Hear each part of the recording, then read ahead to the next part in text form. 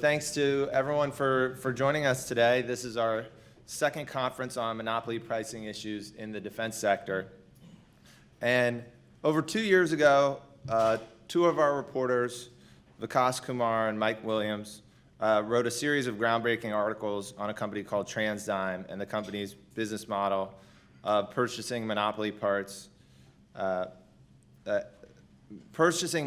suppliers to the government and dramatically increasing the prices on those parts. Additionally, they reported on how the company trained its sales force specifically to overcome objections from DOD procurement officers. Since that series of articles, members of Congress and Senator Elizabeth Warren called for an investigation.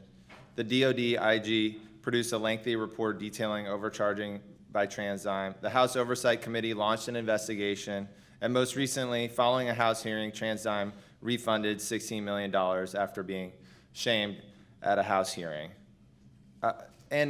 We also wrote additional things I'm leaving out. Mike wrote about how TransDigm bought Takata's seatbelt business, which they later had to divest when the DOJ said it was an antitrust problem after the merger happened, after the acquisition happened. I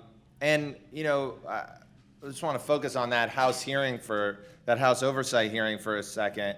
There's not much that really garners bipartisan agreement in Congress these days, but both Democrats and Republicans at that hearing condemned TransDigm's practice of overbilling the government.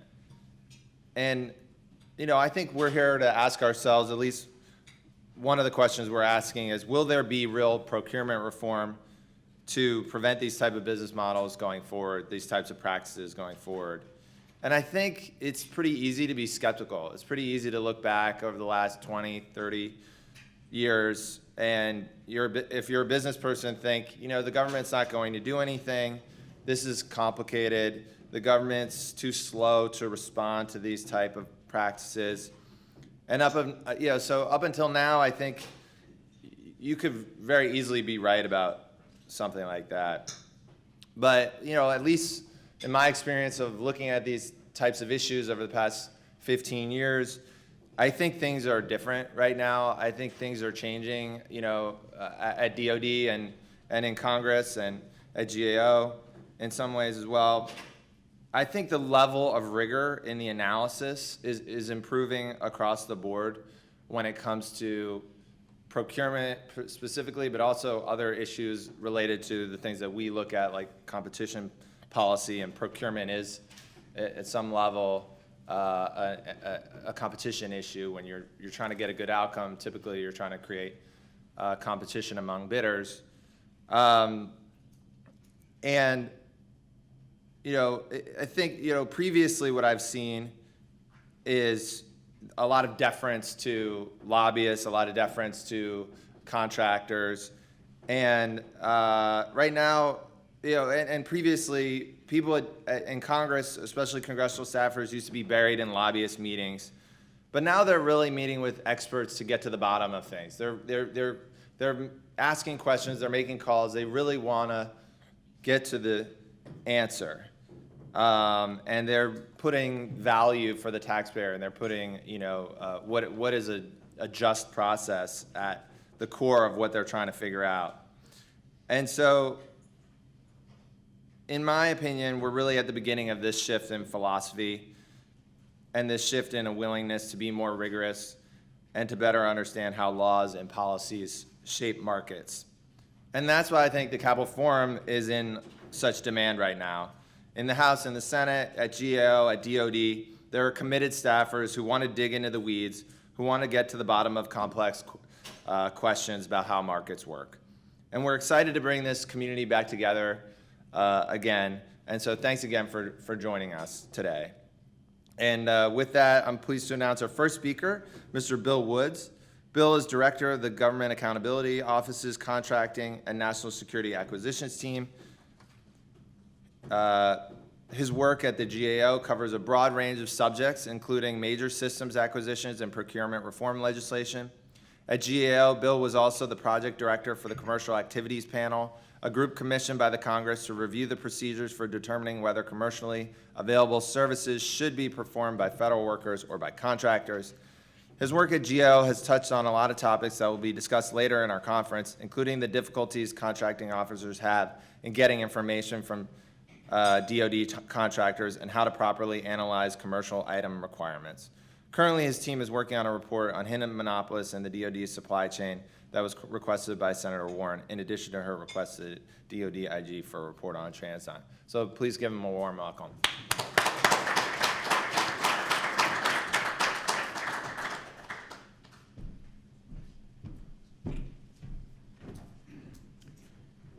Well, thank you, Teddy. It's a real pleasure to be here and to be among so many friends and colleagues from over the years. I'm really looking forward to the panels today. I think they're going to be very informative and should be very useful to further the debate. I want to do a couple of things in the time we have available this morning. First of all, to introduce a little bit about GAO and how we get our work. We are a congressional branch agency. We work for the Congress. We get our audit type work in two different ways. One is through statutes and committee reports. Very frequently will require us to report on various topics. We're in the middle of that process now with the National Defense Authorization Act. We're in discussions with Hill staff about topics that we can cover. That agenda for the next year or two is beginning to take shape. The other way that we get our work is through requests from committees. We very frequently, probably about 40% of our work is based on committee requests, both from the majority side of committees as well as the minority, in some cases joint requests, which we very much prefer. And then the last thing that I want to mention as a way that many of you might be familiar with GAO, and that is the protest function. Under the Competition and Contracting Act, we are required to decide protests that are filed by disappointed offerors. We handle about 2,000 cases every year and end up issuing decisions in probably 30 to 40% of those cases, and in about 20% of the merit decisions on an annual basis, we will sustain the protest. In other words, agree with the protester that the procurement was not properly carried out and recommend corrective action on the part of the agency. With that, I want to do a couple of things. We issued a report that is very much on topic with the forum today. We issued that last year, and I'm going to touch on the findings from that report. But the first thing that I wanted to do is, as I was reflecting on the message for today and things that I wanted to communicate, Teddy mentioned, I think, that he's been in the area for 15 years. Well, I outdo that by quite a bit. If you do any sort of calculation based on my bio, you'll realize that I'm quickly approaching 40 years in the business. I know some of my colleagues I've been step by step with over the course of that career, and it's been quite enjoyable. But what I wanted to do is just provide some reflections on that span of time and the issues that we have all dealt with as a community. The first thing that impresses me when I look back is that my career was bookended, if you will, by a couple of very, very important commissions. The Section 800 panel in the early 1980s. I remember addressing many of the same issues, going down to Fort Belvoir on a weekly or biweekly basis and listening to, and in some cases participating in the debates about many of these issues.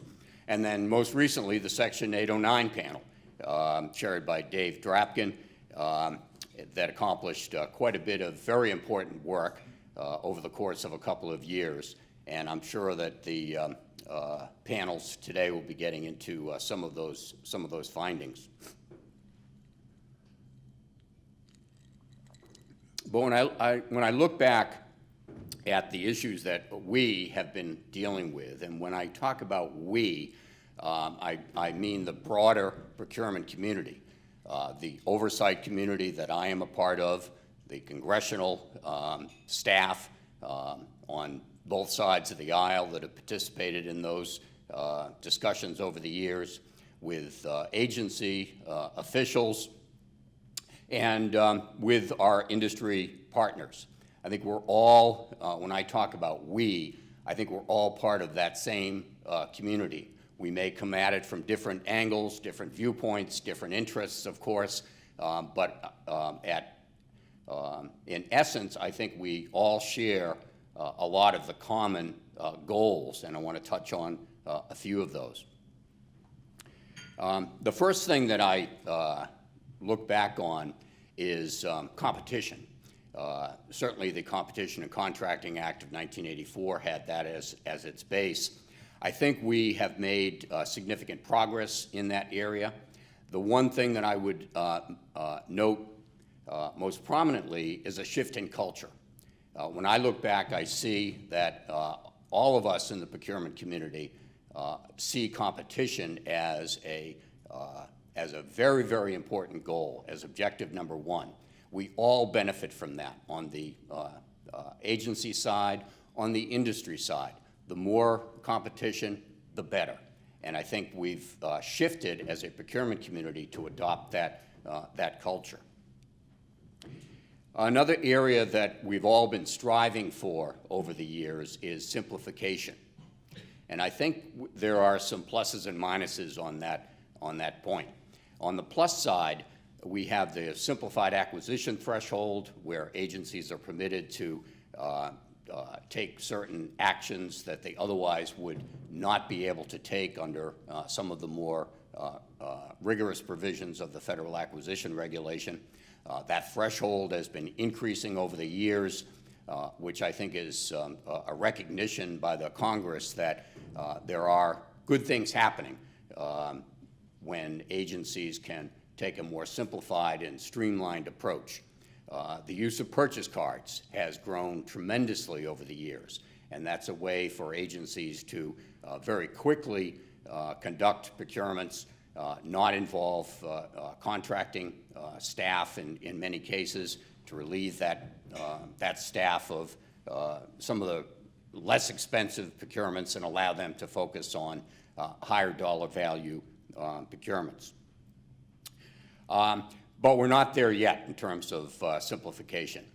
When we talk to companies that are not participants in the federal market,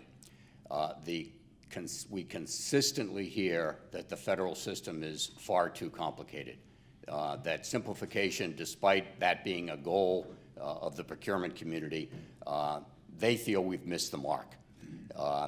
And we all recognize that it's important to be able to bring in those new market entrants, but the complexity, the remaining complexity of the federal procurement process is still a significant barrier to those companies bringing their resources and their talents and innovation to the federal market.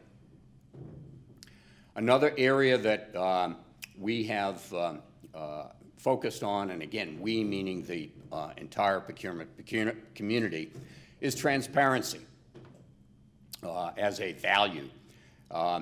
And we've made some progress in that area.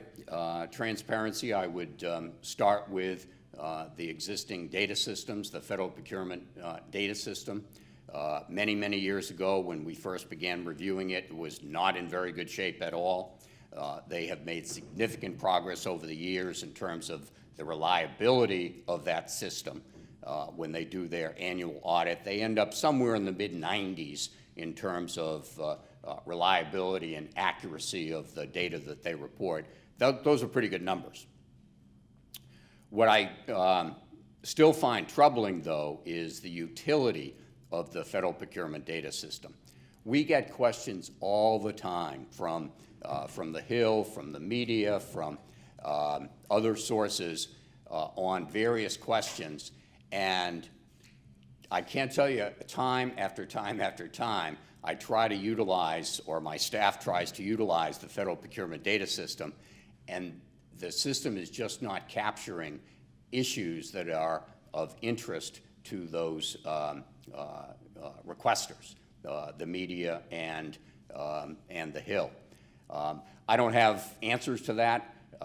We try to bring that to the attention of those responsible for the Federal Procurement Data System, but that's the best we have these days, and I think we're going to have to just live with it. A fourth issue that we have all been striving for is increased accountability.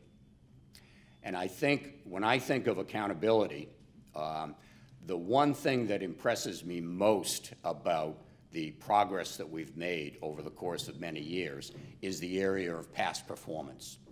And I would put past performance squarely in the area of accountability, because that's where contractors are held accountable for for the results that they produce.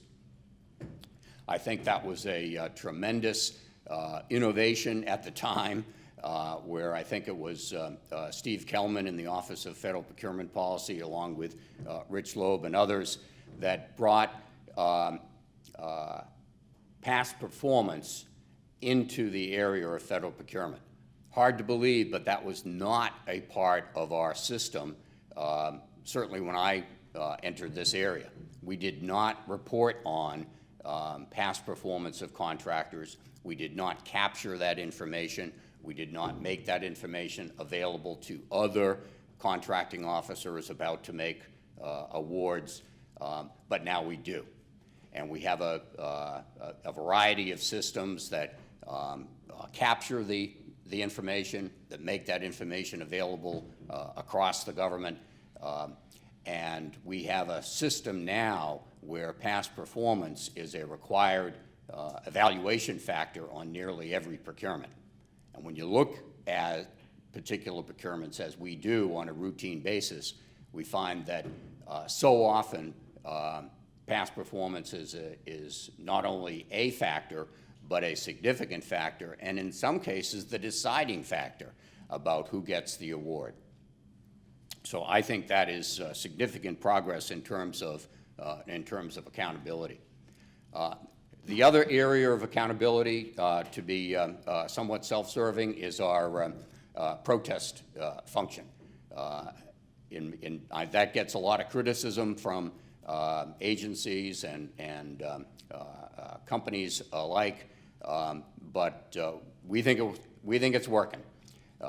We think that having a mechanism where disappointed offerors can complain and know that their complaints are going to be heard by in an unbiased forum greatly enhances the accountability of the system. And then the last thing that I wanted to mention in terms of goals and areas that we focused on is the acquisition workforce. For many years, we at GAO and others have cited the acquisition workforce as being at the heart of a lot of the challenges that the acquisition community faces. Primarily, it was in terms of numbers. That acquisition workforce was rated over the course of a number of years just to save money, to reduce the bureaucracy. That hurt us. That hurt us as an acquisition community.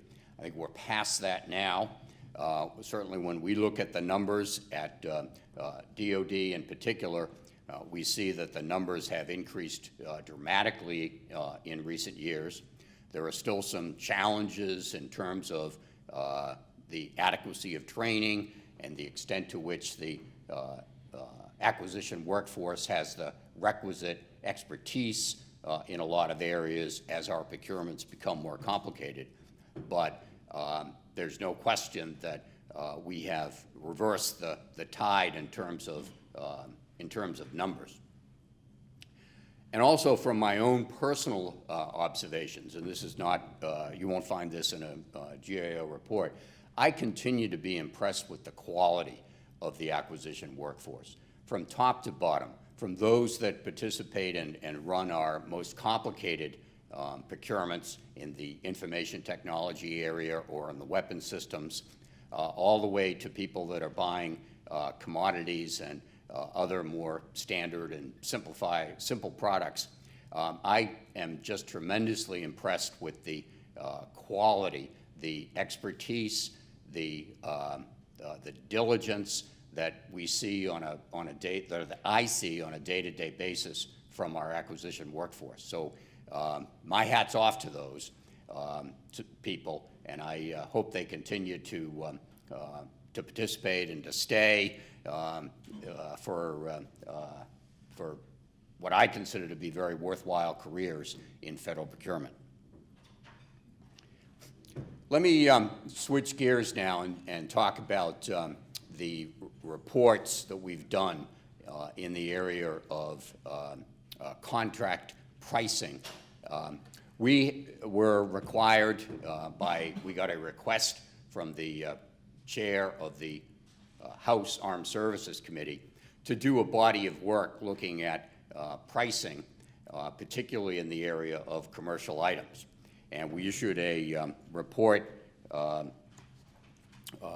we issued a couple of reports, and let me just burden you with the citations in case you want to check. The first one is GIO 17-645, and the second one is GIO 18-530. All of our reports are available on the GIO website, which is just gao.gov. Within a couple of clicks, you can find any report you're looking for. Our search engine is quite good and is constantly being improved, so I refer you to the website for further information on anything I discuss today.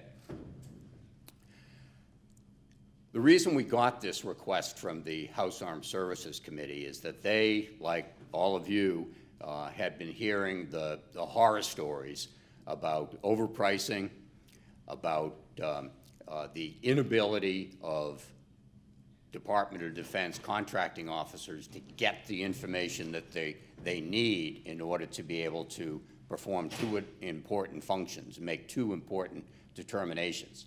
The first one being, is the item that I'm about to buy a commercial item? Is the item available in the commercial marketplace?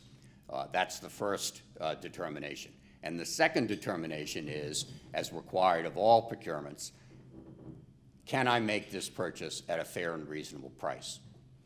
Those two determinations are made separately, but what we found is they overlap significantly when you roll up your sleeves and look at particular individual procurements.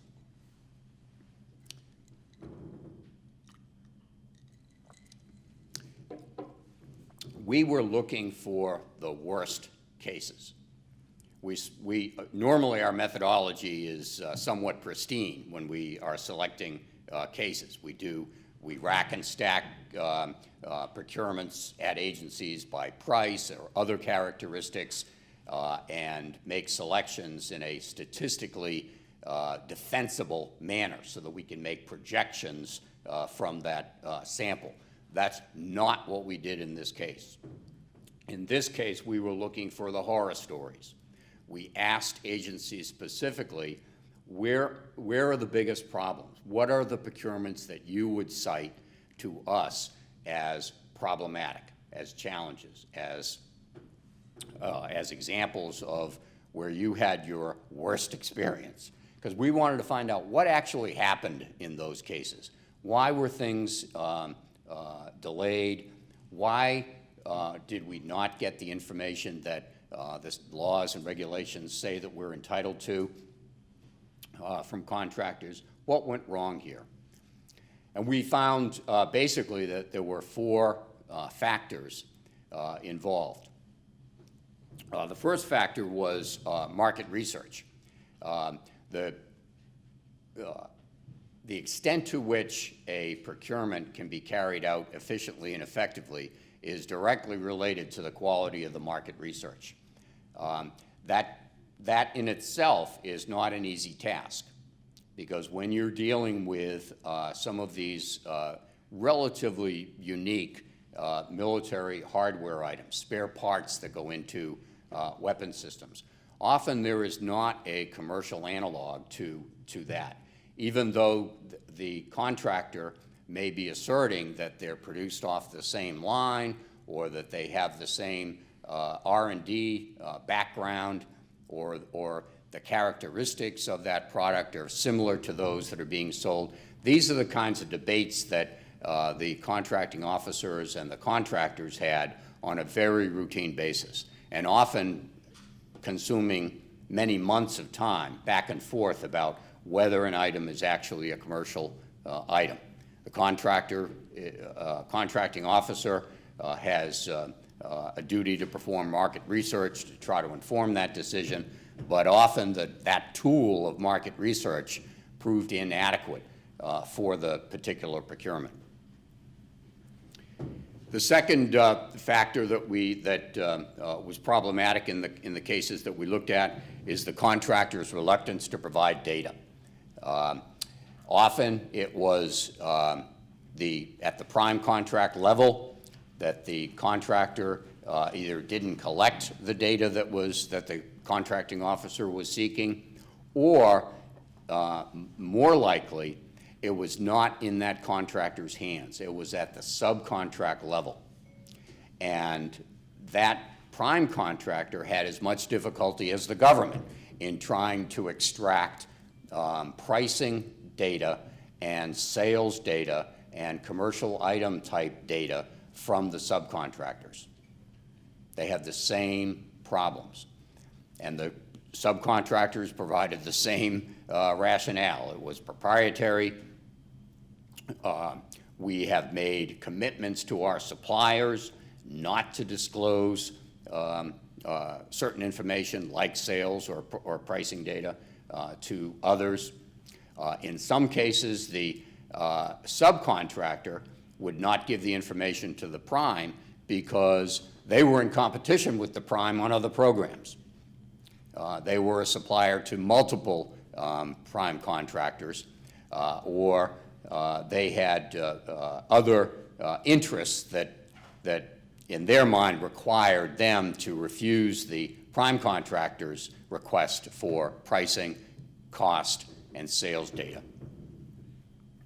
The third area that proved to be problematic was modifications.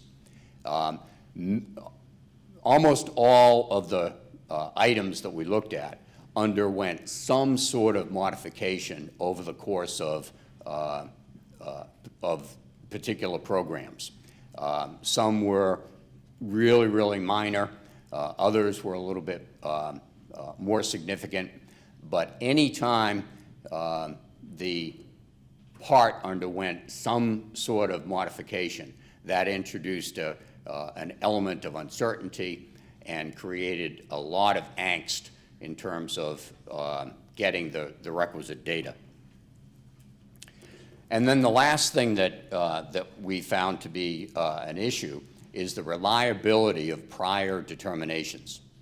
Now, the way this works is that there's a statute and now regulations that say that if an item has previously been determined to be a commercial item, that that requirement sticks. The new contracting officer about to make an award is required to honor that prior determination, unless, of course, they can make a case why that was not in the best interest of the government. That created a lot of issues in terms of if the new contracting officer had any reservations about the reliability of that prior determination. There were a lot of obstacles in the way.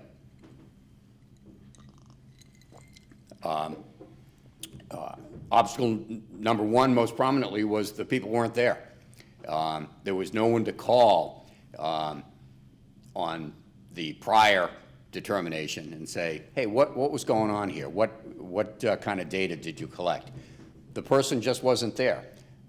They had left, retired, transferred, whatever, and there was no system to maintain that kind of information or to share that kind of information across agencies.